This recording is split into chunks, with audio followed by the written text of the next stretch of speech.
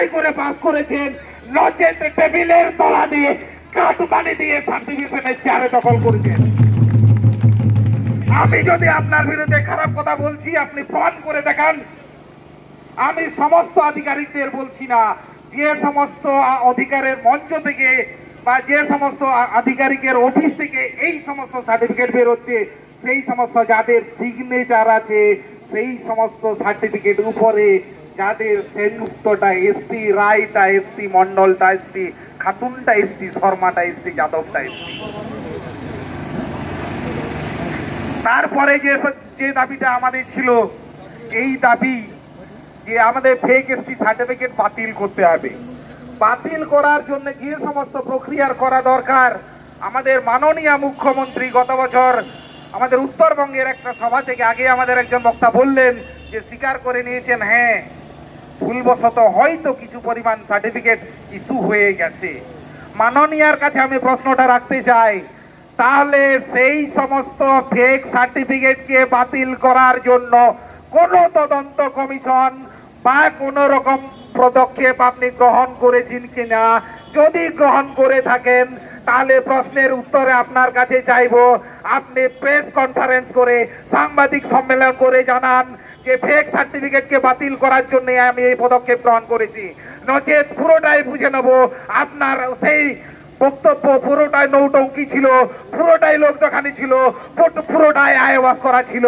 আপনি বাস্তবের জায়গা থেকে এই সমস্যাকে উচ্ছেদ করার চেষ্টা কোনোদিন করেননি, যা করেছেন সেটা ভোট ব্যাংকে স্বার্থ লেগে।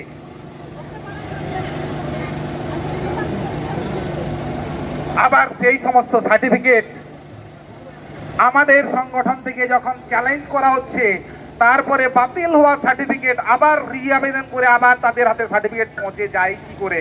এটা কোন ধরনের মাধ্যম? আমি সেই সমস্ত আধিকারিকদেরকে বলবো যারা সার্টিফিকেটটা ইস্যু করছেন, তারা সংবিধানকে প্রতারণা করছেন, সংবিধানকে প্রতারণায় সহযোগিতা করছেন। আপনি যদি কোনো রাজনৈতিক চাটুকারের হাত দিয়ে প্রেষিত হন, আপনি যদি কোনো রাজনৈতিক দালাল নেতার দ্বারা চাপ সৃষ্টি করে আপনার কাছ থেকে সিগনেচার করে সার্টিফিকেট বের করে, তাহলে আমি বলবো আপনাকে, আপনি ওই চেয়ারটা ছেড়ে দেন। আপনার মেরুদণ্ডটা বেঁকে গেছে, কেঁচোর মতো নুয়ে গেছে, আপনার এসপি ওর চেয়ারে বসে থাকার ক্ষমতাটা হারিয়েছেন।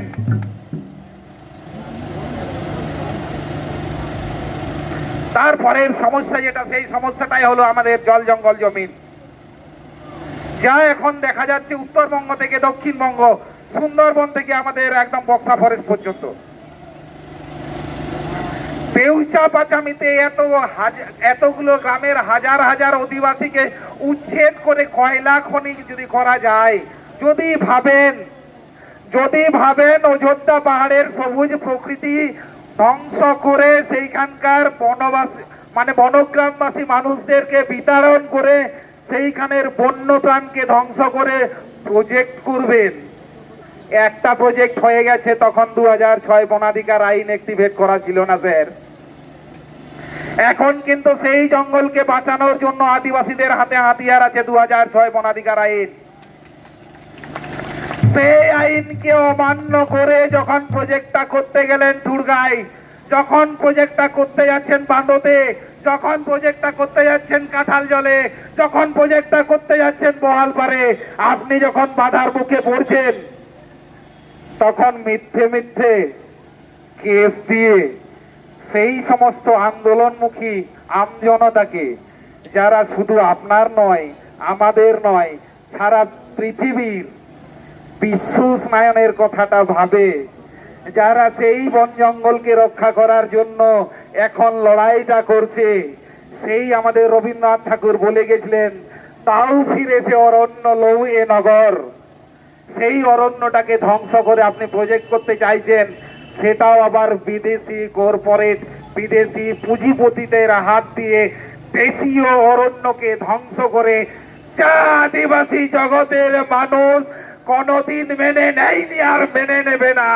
কারণ আদিবাসীরা প্রকৃতির পূজারী, আদিবাসীদের সঙ্গে অরণ্যের একটা আত্মিক যোগাযোগ আছে।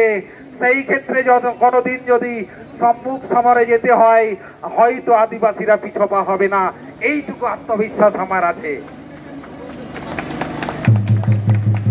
আরে একটা দিয়েছেন, দুটো দিয়েছেন, কেস দিয়েছেন, অ্যাটেম্পট টু মার্ডারের কেস দিয়েছেন, আরো দিয়ে দেন। ক্ষমতা যদি থাকে আমি বলছি আরো কেস দেন, কিন্তু শেষ রক্তবিন্দু থাকা পর্যন্ত এই অরণ্য বাঁচানোর লড়াই থেকে, এই জল জঙ্গল জমির বাঁচানোর লড়াই থেকে সরে আসছি না।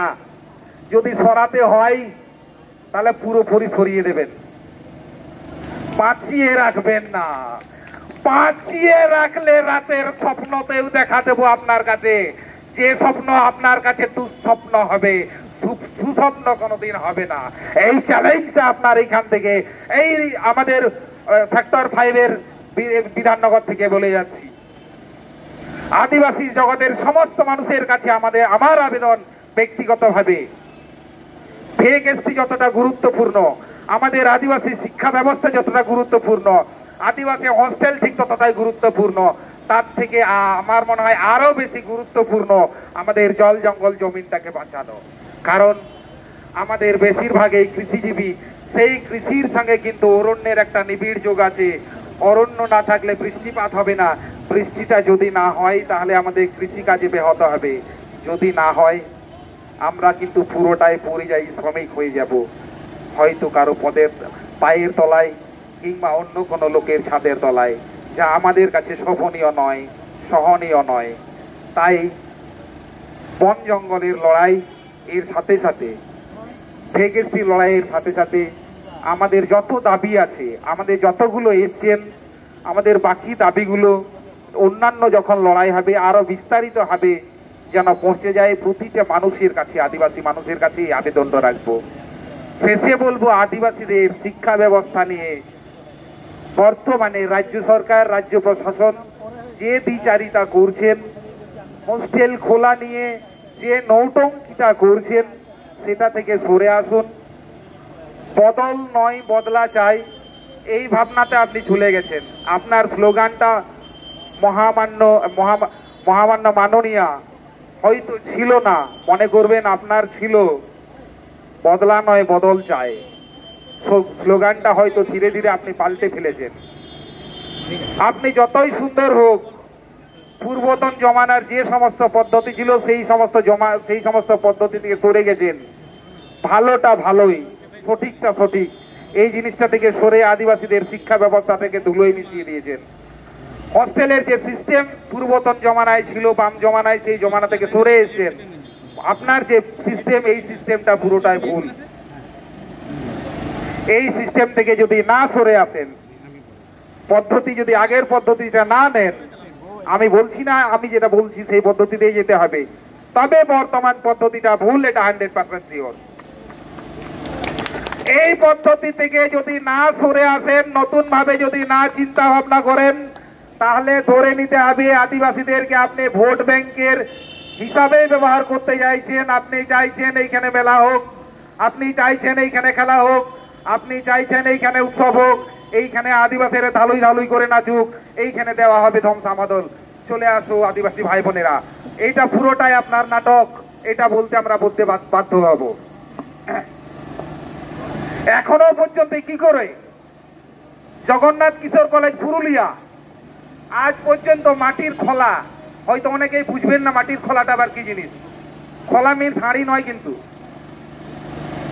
মাটির তৈরি এক ধরনের ছাদ।